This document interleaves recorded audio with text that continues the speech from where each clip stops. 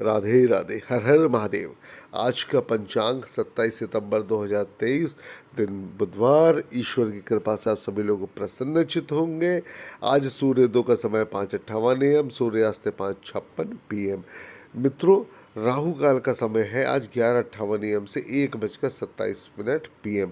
आज जिनका जन्मदिन है उनको बधाई, और जिनकी मैरिज एनिवर्सरी है उनको भी ढेर सारी बधाई। आज माँ लक्ष्मी के मंत्रों में मंत्र सर्वप्रथम यही, ओम श्रीम ह्रीम श्रीम कमले कमलालय प्रसीद प्रसीद श्रीम ह्रीम श्रीम ओम महालक्ष्मी नमः। और उसके अलावा थोड़ा सा नाग केसर लीजिए, चांदी की डब्बी लीजिए, उसमें नाग केसर डालकर शहद डालकर इस मंत्र का यथासंभव ज़्यादा से ज़्यादा विषम संख्या में जप करने से माँ लक्ष्मी की अटूट अनुकंपा प्राप्त होती है। आज तिथि है त्रयोदशी, शुक्ल पक्ष, नक्षत्र है घनिष्ठा, उपरांत आएगा शतभिष, योग घृति, योग शूल, कर्ण कौलव, तैतुलवार, बुधवार, ऋतु शरद, विक्रम संवत 2080, शक संवत 1945, कली संवत 5124 और सौर प्रविष्टि 11 अश्विन। मित्रों, जो भी व्यक्ति बुधवार की कथा का श्रवण करता है उसके समस्त कष्ट दूर हो जाते हैं। वह आगे वीडियो के अंत कृपया बने रहे। ब्रह्म मुहूर्त 4:22 AM से 5:09 AM, प्रातः संध्या 4:45 AM से 5:57 AM। आज कोई भी अभिजीत मुहूर्त नहीं है।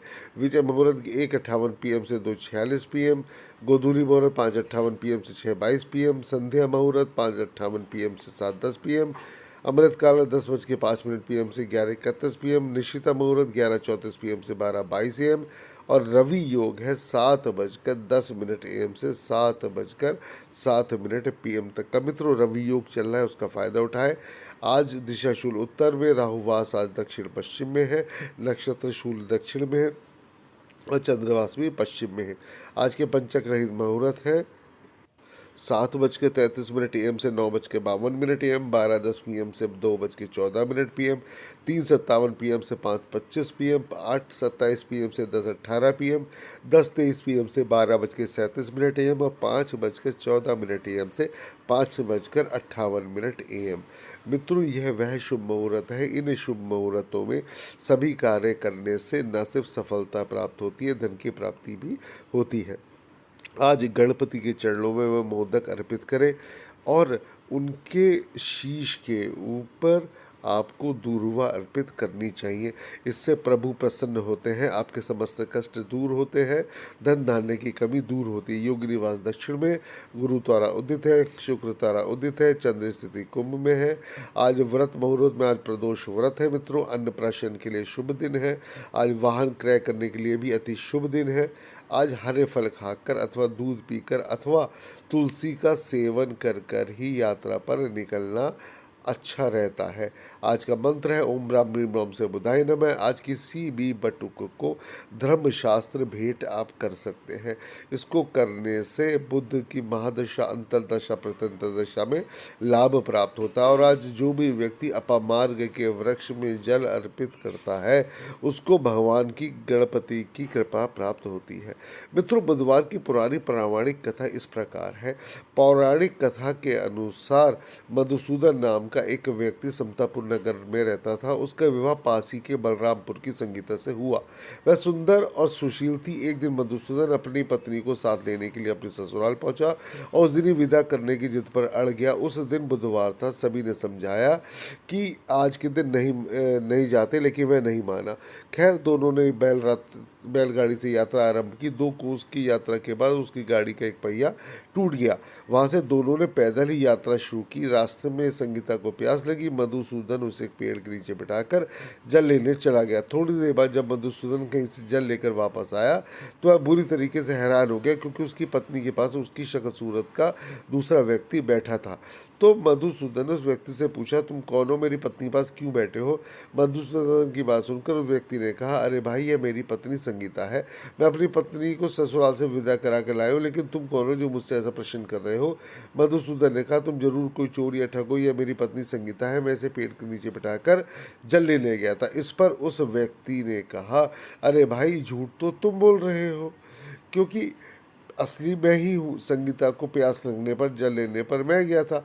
मैंने तो जल लाकर अपनी पत्नी को पिला भी दिया। अब तुम चुपचाप यहाँ से चले जाओ, नहीं तो किसी सिपाही को बुला के तुम्हें पकड़वा दूंगा। दोनों एक दूसरे से लड़ने लगे। लोग बहुत से एकत्रित हो गए तो कुछ सिपाही आए, उनको पकड़ के राजा के पास ले गए। राजा भी जब कोई निर्णय नहीं कर पाया, क्योंकि संगीता भी उन दोनों में से अपने वास्तविक पति को नहीं पहचान पा रही थी कि कौन उसका पति असली है और कौन नकली। राजा ने दोनों को कारागार में डाल देने के लिए कहा। राजा के फैसले पर असली मधुसूदन भयभीत हो उठा। तभी आकाशवाणी हुई, मधुसूदन, तूने संगीता के माता पिता की बात नहीं मानी और बुधवार के दिन अपनी ससुराल से प्रस्थान किया। यह सब भगवान बुद्धदेव के प्रकोप से हो रहा है।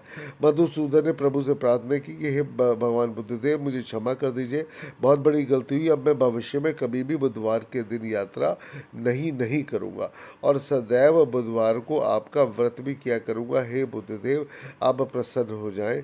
मधुसूदन के प्रार्थना करने से भगवान बुद्धदेव ने उसे क्षमा कर दिया। तभी दूसरा व्यक्ति राजा के सामने से गायब हो गया।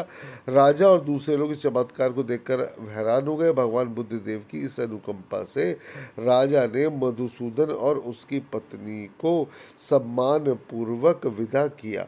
कुछ दूर चलने पर उन्हें रास्ते में बैलगाड़ी मिल गई। दूसरा बैलगाड़ी की टूटा हुआ पहिया भी मिल गया। दोनों उसमें बैठकर समतापुर की ओर चल दिए। मधुसूदन और उसकी पत्नी संगीता दोनों बुधवार का व्रत करते हुए आनंद पूर्वक जीवन यापन करने लगे। इस तरह भगवान बुद्धदेव की कृपा से उनके यहाँ खुशियाँ बरसने लगी। इस तरह जो स्त्री पुरुष विधिवत बुधवार का व्रत करके व्रत कथा सुनते हैं, भगवान बुद्धदेव उनके समस्त कष्ट दूर करते हैं। राधे राधे, हर हर महादेव। मित्रों, आपका बच्चा रात्रि में सोते सोते अचानक से चौंक कर उठ भी जाता है तो चिंता की बिल्कुल बात नहीं है। एक कार्य करें, शुभ मुहूर्त में तुलसी की जड़ की माला बनाएं और उसके गले में आप डालने से उसके समस्त जो प्रॉब्लम्स हैं, कि जैसे रात में चौंक के उठ जाना या डर के उठ जाना, वह दूर हो जाएंगे। राधे